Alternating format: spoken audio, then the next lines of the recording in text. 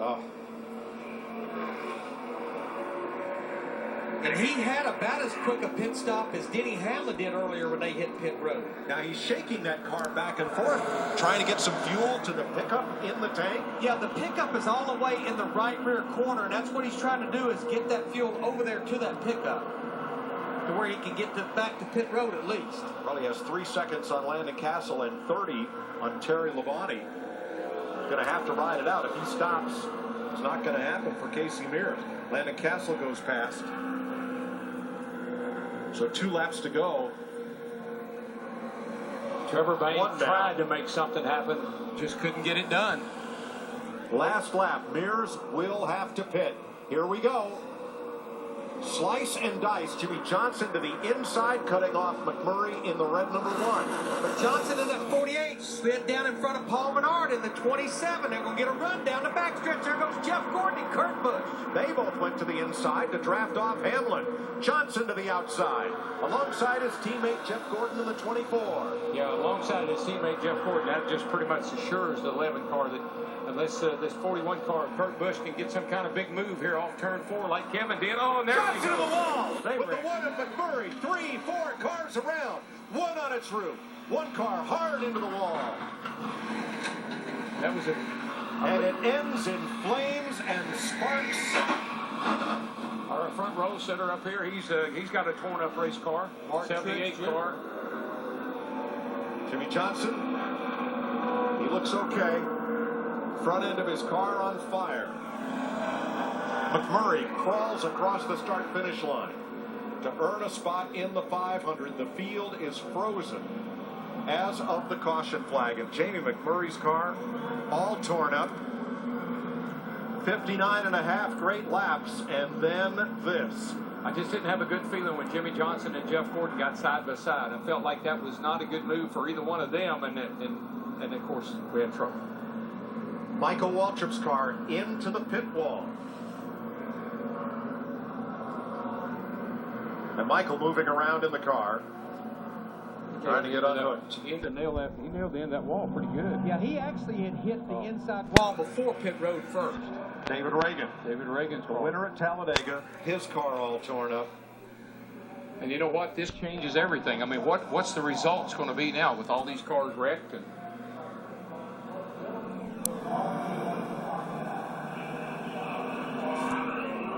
we're going to have to wait for an official finish. But it looks as if Casey Mears, who had to stop, did so, avoided calamity, and makes the 500. Michael Waltrip climbs out with a badly damaged car. And yes, as Jeff Gordon and Jimmy Johnson got side by side, the air over both cars seemed to stall them, and everyone else felt a sense of urgency and a need to move. well, let's see what happens here. The 48 and the 24, they get side by side. Here comes McMurray. Menard had a fast car all day long, and here comes McMurray, and he just gets a little bit of piece of that 48. A lot like happened in the Unlimited. Looked like Jimmy's car just got loose and spun. Look at Clint Boyer in that 15 car get up in the air. Thing went it did a 360. Sorry, but Unbelievable. cool. Did a barrel roll and came right back down on its anymore. wheels. And he'll cross the start-finish line because it goes all the way across the infield. The race is over. Riding with Jimmy Johnson. That car just stepped out a lot like it did Saturday night, Mike, when somebody got alongside of it, man, and then he just nailed McMurray again. That was some hard hits there, folks. That was a double-double for Jimmy Johnson. Here's another look. Just this little bit of contact right there between the 1 and the 48. Yep, Right. just enough Last brush on the week's back show. corner there to spin him around. And watch the 78 Truex. He was going to start on the front row of the 500.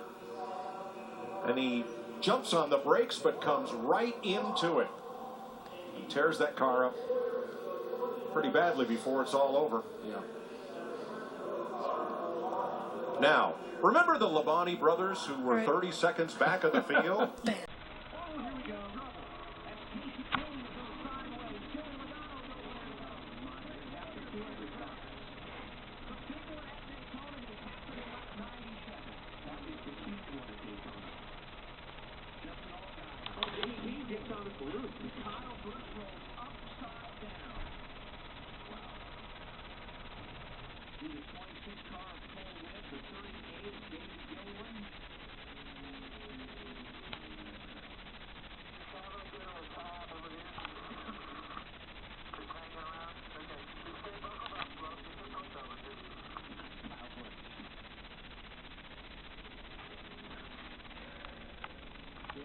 antenna on the onboard VAP.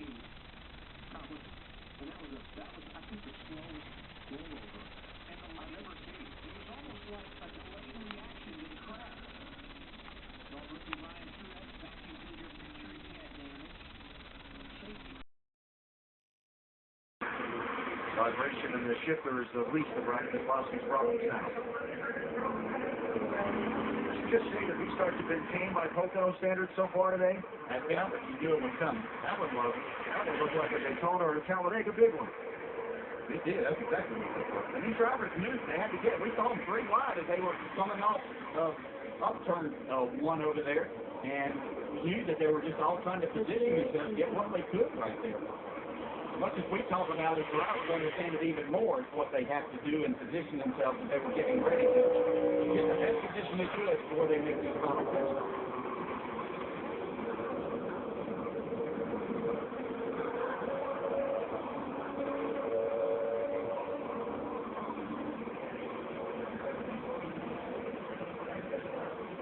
Saw Tony Stewart waving one of the officials over to his car that's kind of propped up on the side of. It's hard to see how much damage he has, but he keeps going until he gets off the falling arch car. It looks like it's more up to that. Maybe up the driver's side. Right. What happened? We see Denny Hamlin get sideways. Let's see if that's, well, a couple of things going on right there. There's a big stop. The right get off on that canvas. I'm not sure if they're related or not.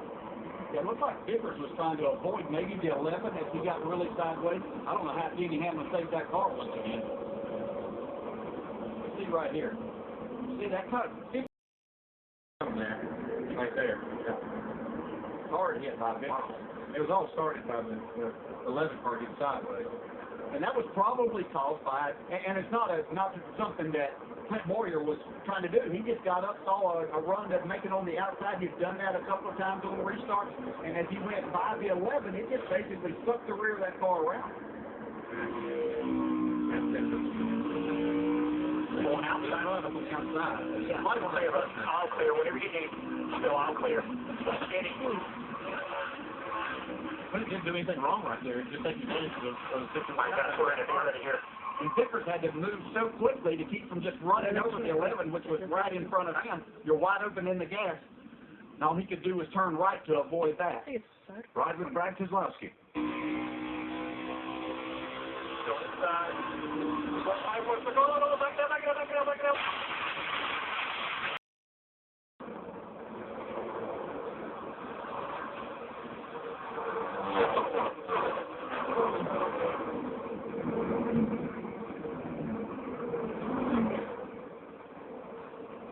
Hard hits taken there. You see, Hamlin is basically in the middle of a 3 wide situation, the worst possible scenario you can get. But again, we're watching all of those cars crash. He's going to barely scrape the wall with the right rear of his car, but he's still down. They should have picked Hamlin. And Harvick bouncing off that safer barrier on the inside wall. He's got a lot of damage too.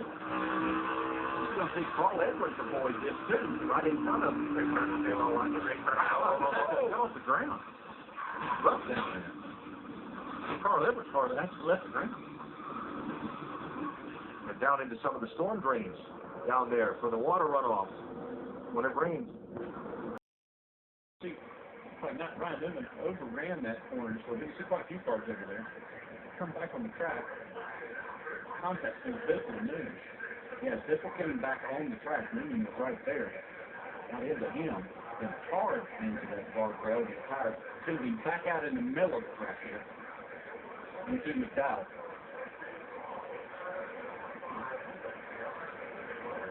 See the rear end house of the policeman car, and then it comes over the fence. That last impact was out. And the car knocked the wind out of it. What a piece of driving by David Reagan, sliding through there between those crashed cars.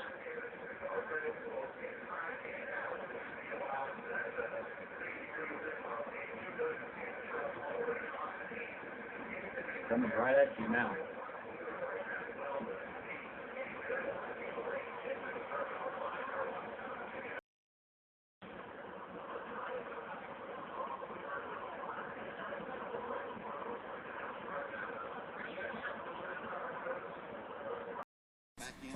It's a good goal. You spin out right there. But it's a goal line. So we got to pull all our resources together, all our people together, and give it our best shot. It may not, but if we give it our best shot, we cannot be disappointed with that. But Boyer was right behind it. Because that way you are still, there's always, you know, these great games. We got to get better. So I don't want the argument though. We got to keep it better. Just so many times, once that car is out there, you're not going to save that this speed. And you'd be better off just trying to stand in the gas, turn it left, and hard lesson learned. But I'm sure you know the next time that you're better off. If you are going to crash that car, the back end is much better to hit. I feel like we've made progress. We weren't very good the first time here.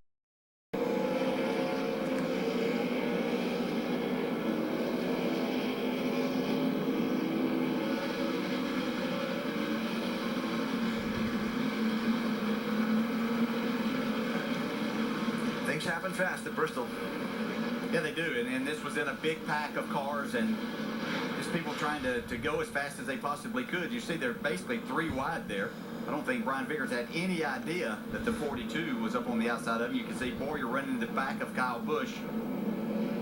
He tried to slow down. He slams into the 43, back into the 15. My goodness.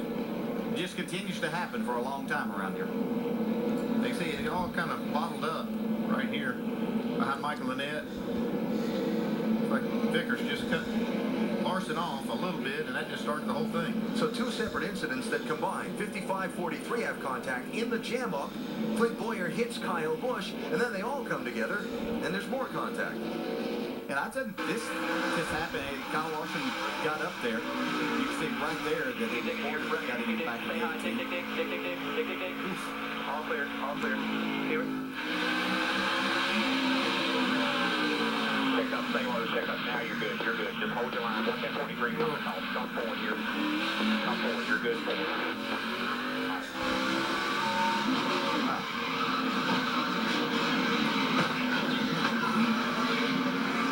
See, Kyle Busch had just checked up enough, trying not to get to the 42, and you know, when you're that far back like Boyer is there, you don't see everything that's happening there. All of a sudden, it's right in front of you. Brakes don't do much good at that point in time. The cost of a penalty. Yes. Kyle Busch from leading, Speed on the road, wouldn't have even been in that situation. back in the soup. Caused that big of a mess right at the start. Did you say something about starts and restarts being difficult? You're around here all afternoon. You've had qualifying and things, and you're so amped up to get things started and get going, but this is the last thing that you want to have. You want to get the race started.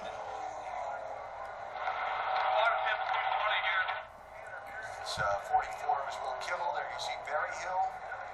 Just go right to the garage here. And before we even got to turn, there's Corey LaJoy torn up, the 98. Before we even got to turn 1, lap 1. Big mess just past the start line here in Charlotte. That just shows how these drivers understand too. This is a big night. You know, you get there, you're excited about this opportunity. Sometimes it's hard to temper that and understand you've got to get this race started. Yeah, I think you're going to see this thing start right there in the middle of the field, right where Corey LaJoy was.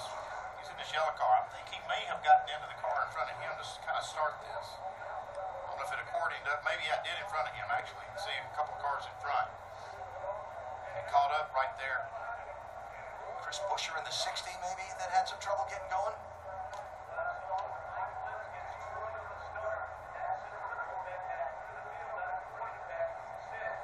It's actually even further up than that. Looks 16. Like, Ryan Reed there. Maybe spun the tires or couldn't get going because of something in front of him, and they just stacked up behind. And it's generally what happens.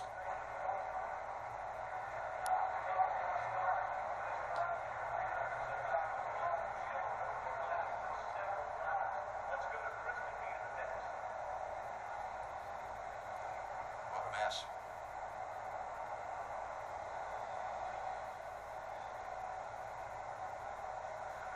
Some trouble on the very start of the race.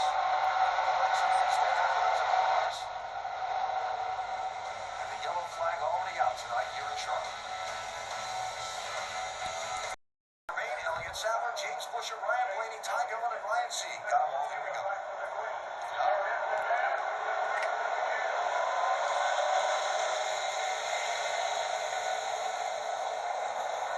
Remember,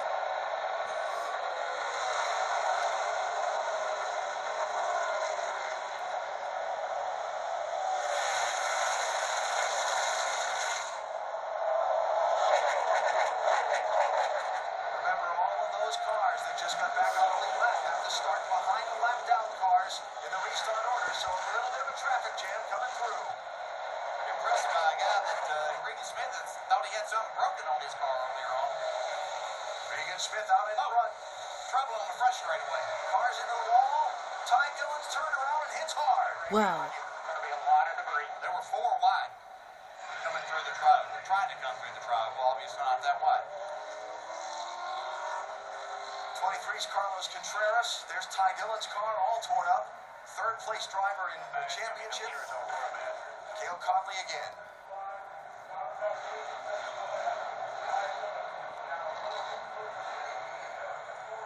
14 Everett McClure, 51 Jeremy Clements. James Busher.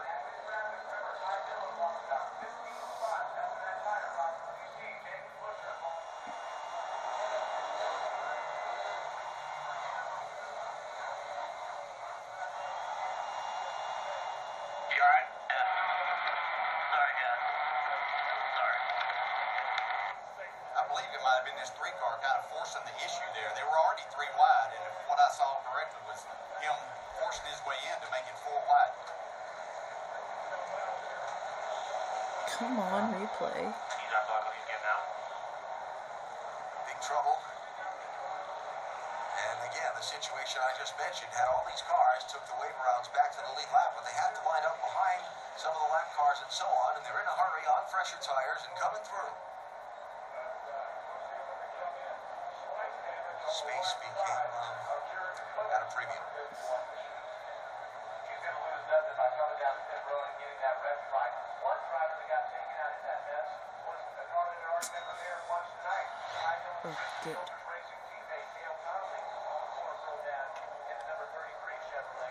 So it's not got where it's left. Here we are, mission 4 wide.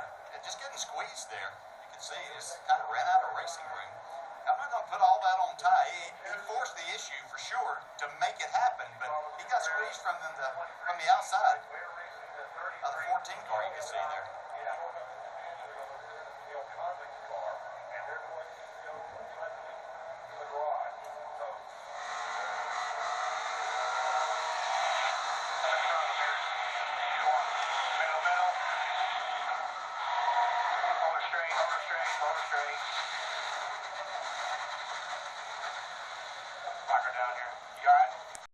World Truck Series at Talladega, at least 4 or 5 trucks involved. They were battling for a position backside of the top 10.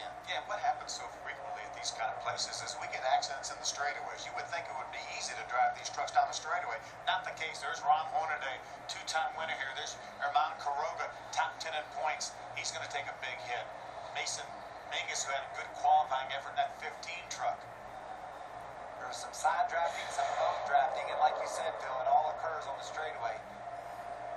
Ooh, looked like Quiroga tried to get into a hole that Eric Jones wasn't sure was there. Whoa. Hard hit for Mason Mangus in that 15 truck. Crazy thing is, we're talking lap 10 and 11. You just have to make sure that you understand where gaps are and that they're going to be there this early in the race. Ryan Sieg straight on the outside trying to get by. Nowhere. Oh my gosh. We heard Ben say he had good. That is great to hear because he took a shot out of the grab, nose first into Dang the it. wall. I had my phone ready. I set it down for 1 second. And this happens. The back end came and slammed it as well. It's horrible. I'm okay. What happened? Nemechek just came down into us. Yeah, Nemechek got into us there. Not sure what he was doing. Was it me or was it him? Him. Kennedy's so impressive in the season opener at Daytona. Led 52 laps. After starting on the pole when qualifying had been rained out, he was quickest in practice. That's what got him the P1 starting position at Daytona in February. You rarely see is a single truck crash here at Talladega. That was just a lane change on the back straightaway that caused a big pileup earlier in the race, and now the racing looking a whole lot like it did earlier, side by side, two peaking at 3 wide, and Ben Kennedy gets turned into the outside wall. Yeah, the outside line had really made some ground up. John West Townley was leading both the Brad Keselowski trucks, and now they all run up in the top 5, and people were just fighting for position either in the inside line or the outside line, and that sounds like that's what may have happened to Ben Kennedy. Looked like maybe Joe Nemechek. Oh, come on. Not the life for Ryan Blaney. We get a pass-through penalty. We lose a lap. We're off the lead lap.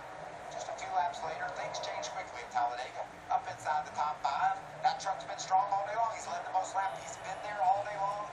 Could be a great day for Ryan.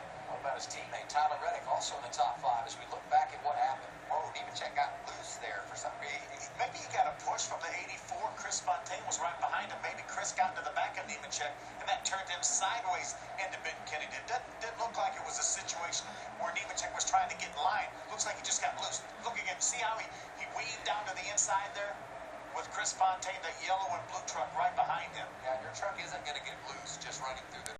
John West Townley. The front end of that truck is destroyed. Brandon Jones as well. That had to take him for surprise, being hooked on the straightaway like that. We heard someone say sorry about that. Our 9th caution of the day. That could bring out a red flag. They were racing for 12th on track as they went into turn 1. The trucks are stopped off turn 4 right now. Everything gets so jammed up on these restarts. No room. He gets spun and takes stuff out with him. They have put out the red flag here at Martinsville. Was that John West Townley saying I'm sorry, or who said that? Window net is down for Townley as the safety workers arrive on the scene over in turn 1. You don't think we can hit the safer barrier hard at this racetrack? Look at John West's Zaxby's Toyota. Look at all the fluid that has come from both his and Brandon Jones' truck. Great call by the NASCAR officials to red flag this race. Give us time to clean it up here. We only have 50 laps to go, and let's get to run as many of those under green as we can. See, Brandon Jones is climbing from that 33, so he is okay. Talked about the action on the restarts. We saw up inside the top 5, they were 3 wide. Back in the pack, it even gets more intense, and the result in that case was a crash. And Phil, a lot like Talladega, we crashed on the straightaway. Everything funnels down so fast for these tight turns here at Martinsville. Getting set up to make the turns is a challenge while you're still going straight. And remember, as you watch this, earlier in the year, John West Townley missed some races, both in the Truck Series and an ARCA competition, because he had a concussion. See, John West was going to try to pull down to the inside of the 33 of Brandon Jones. Then the 19 of Tyler Reddick had a bit of a run, so he pulled down to try to get underneath John West Townley. Spot. And keep an eye on Aaron Jones, who seems to just get better and better, and now problems for the 99 of Brian Silas. That has every sign of an accordion effect on the restart. Somebody didn't get a start good, and Silas hard into the back of another truck. Busted something in the radiator oil cooler area. Was running 21st when he had his problem. It probably left some fluid on the track. Trouble! John Hunter Nemechek's turned around. Jeff Burton as well. Jeff Burton goes around, so it's the 29 of Ryan Blaney. There's oil on the track. 8th caution of the day. Get room here, leader. Come on. We could see a whirlwind trail from Brian Silas's truck as he went down into the garage area. You ever wonder how much power these trucks have? You see how he turned that thing around? Pit for tires here, Jeremy. Throw the gas to the floor and they'll spin them right out. Nothing to lose now for these guys that get turned around. Might as well come in and get another set of tires. Ryan Blaney was running in the 14th position. Jeff Burton was 13th. And John Hunter Nemechek was inside the top 10 8th. There's the start we talked about. You can see Just past the start-finish line. the big gap there in front of Alex Gannett.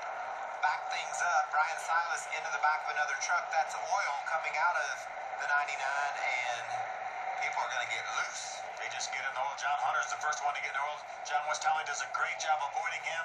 Jeff Burton gets turned around. Ryan Blaney turned around as well. Matt Tiff getting through there. Watch Matt Gravity get slide. He went right through that mess. That's an anxiety attack, isn't it? There's a guy who leads the championship. Could be a championship saver right there. People spinning and